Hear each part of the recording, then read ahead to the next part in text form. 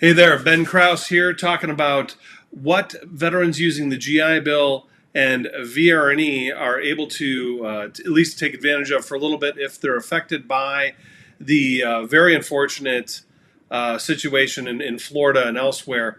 So, luckily, what we have, according to the VA, and I'll show you here in a second, is the Department of Veterans Affairs was able to, at least in short order, put together a little bit of reprieve for veterans that are using the GI Bill or Veteran Readiness and Employment, also referred to as VR&E.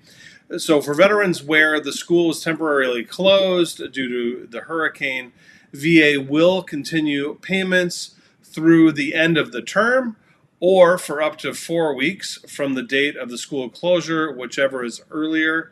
I'm guessing that means that if the 28 days comes earlier, then that's about as far out as they're going to go, at least for right now, unless there's some kind of other legislative or other kind of fix. Then for veterans who are using Veteran Readiness and Employment, or VR&E, those veterans who are displaced are going to, at least as of now, receive an additional couple months of what is called the EAA, or Employee Adjustment Allowance benefit.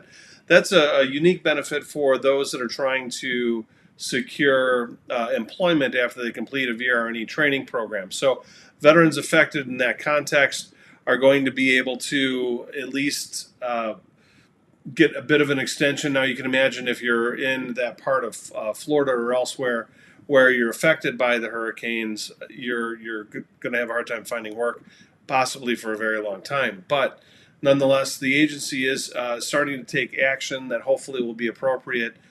Odds are those that are affected are going to be affected for a lot longer than 28 months. So hopefully the Department of Veterans Affairs will come up with a way to mitigate that loss, because if you're using the GI Bill or VR&E, you can imagine that the end of the training period is going to last for longer than 28 calendar days. Odds are if there was a school closure or was demolished, it's going to take much longer. Hopefully, though, for the majority of veterans affected, either in the GI Bill or VR&E, they'll be able to take advantage of this a little bit of opportunity, and school will go back to normal. So anyway, I wanted to check in and make sure that people are aware that this is out there, that there is going to be a little bit of support when it comes to your training programs. And otherwise, take care. Hope everyone is staying safe out there, and otherwise, we'll check in here soon.